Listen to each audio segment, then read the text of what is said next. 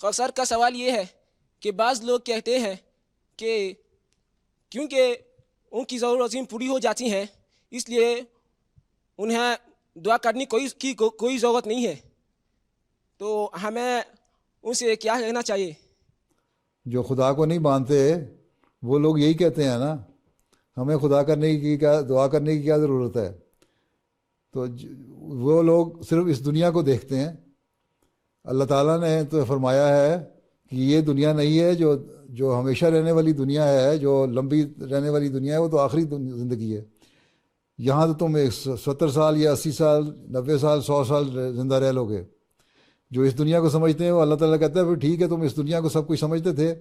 یہاں بڑے خوش تھے کہ ہمیں سب کچھ مل گیا، اور ہم اپنے اہل و عیال میں بھی بڑے خوش تھے ہیں، لیکن جب مرو گے نا تو وہاں پتہ لگ جائے گا کس بھاؤ بکتی ہے، پتہ لگ جائے گا کہ یہ دنیا اچھی ہے کہ وہ دنیا اچھی ہے ہیں۔ اس لیے ان کو یہی کہنا ہے کہ اللہ تعالیٰ نے تو پہلے قرآن شریف میں کہہ دیا۔ شیطان نے جب کہا تھا، شیطان نے تو اس طرح ورگلانا تھا نا دنیا کو کہ یہ دنیا اچھی ہے، یہ چیزیں نعمتیں ہیں، ظاہری چیزیں اچھی ہیں، ان کے پیچھے چلو، اور اگلے جہان تو پتہ نہیں ہے آنا بھی ہے کہ نہیں ہیں۔ وہ پنجابی میں ایک مثال ہے، اے جہان مٹھا تو اگلا کنے ڈٹھا، کہ یہ دنیا جو ہے وہ تو بڑی میٹھی میٹھی ہے، بڑی اچھی ہے، اگلا جہان کس نے دیکھا ہے کسی کو کیا پتہ ہے۔ لیکن اللہ تعالیٰ کہتا ہے کہ میں تمہیں بتاتا ہوں کہ اگلا جہان جو ہے وہ آنے والی، تم وہاں جا کے تم جو کہتے تھے نا کہ ہم اپنے اہل و عیال میں بڑے خوش تھے، وہ پھر وہاں جا کے روئیں گے جب جہنم میں ڈالے جائیں گے۔ تو ان کو صرف دنیاوی ایک انسان اگر اپنے مقصد پیدائش کو پہچان لے، جیسا کہ شروع میں میں نے ذکر کیا تھا، تو اس کے لیے صرف یہ دنیا نہیں سب کچھ ہوتی، وہ دنیا کو میں رہتا ہے لیکن خدا تعالیٰ کو یاد رکھتا ہے، اس کو اصل چیز، اس کے مقصد یہ ہوتا ہے کہ میں نے خدا تعالیٰ کو راضی کرنا ہے، اور اس کے بعد پھر اس کو اللہ تعالیٰ دنیا بھی دیتا ہے اور آخرت کی نعمتیں بھی دیتا ہے۔ اب میں صحابہ کا ذکر آج کل کر رہا ہوں خطبات میں، دیکھو کئی صحابہ تھے جن کا ذکر آتا ہے خالی ہاتھ تھے، ان کو اللہ تعالیٰ نے دین دیا، اور پھر دین سیکھ کے ان کو اتنی دولت دی کہ دولت ان سے سنبھالی نہیں جاتی تھی، بے شمار دولت تھی۔ فوت ہوئے جو وہی لوگ جو خالی ہاتھ آئے تھے ہجرت کر کے، جو فوت ہوئے تو کروڑوں کی جائیدادیں تھیں ان کو دنیا میں بھی اللہ تعالیٰ نے دے دیا، لیکن وہ اللہ کو نہیں بھولے، اللہ ان کو یاد رہا، اور اگلے جہان میں بھی اللہ تعالیٰ نے کہہ دیا رضی اللہ عنہ، اللہ تعالیٰ ان سے راضی ہوا ہیں۔ تو ہمارا جو مقصد ہے یہ صرف دنیا نہیں ہے، ایک انسان کا مقصد جس میں عقل ہو، جس کو خدا پہ یقین ہو، جس کو آخرت پہ یقین ہو،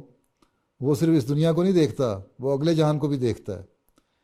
یہ دنیا کی نعمتیں اگر نہیں بھی بعض جگہ ملیں تو اگلے جہان میں اللہ تعالیٰ کہتا ہے بعضوں کو میں اس دنیا میں نعمتیں نہیں بھی دیتا، بعض ہر چیز ضروری نہیں مل جائے،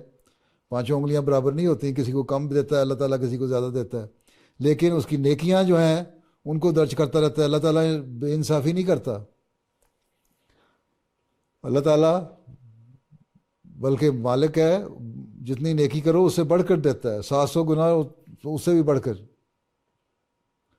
اس لیے اللہ تعالیٰ اگلے جہان میں ان نیکیوں کا پلڑا بھاری کرے گا، اور جو ہمیشہ رہنے والی زندگی تصور ہے، یہ تصور اگر یہ تصور قائم ہو جائے کہ اس مرنے کے بعد بھی زندگی ہے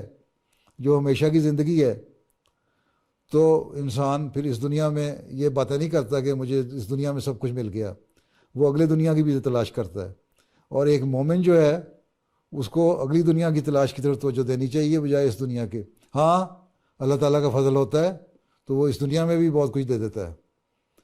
اور بعض دفعہ اس دنیا میں جو ہے جو بعض خواہشات ہیں وہ ان کی وہ ایسی خواہشات رکھتا ہی نہیں جو دنیا دار رکھتا ہے۔ وہ کسی نے پوچھا تھا نا کہ تمہاری کوئی خواہش، انہوں نے کہا جی میری تو ساری خواہشیں پوری ہو گئیں۔ انہوں نے کہا تم غریب آدمی ہو، تمہاری ساری خواہشیں کہاں سے پوری ہو گئیں؟ تو اس نے جواب دیا بزرگ نے کہ جس کی کوئی خواہش ہی نہ رہ جائے دنیا کی تو اس کی ساری خواہشیں پوری ہو جاتی ہیں. جس کو اللہ تعالیٰ کی تلاش ہو، جب اللہ مل جائے وہ سمجھتا ہے میری ساری خواہشیں پوری ہو گئیں. اس لیے ہمیشہ ایک مومن کو اللہ کی تلاش کرنی چاہیے. جب اللہ کی تلاش کرو گے تو انشاءاللہ تعالیٰ دنیا بھی ملے گی، دین بھی ملے گا، اللہ تعالیٰ کا قرب بھی ملے گا. اس دنیا میں بھی عزت پاؤ گے، اگلے جہان میں بھی عزت پاؤ گے. ٹھیک، بیٹھ جاؤ.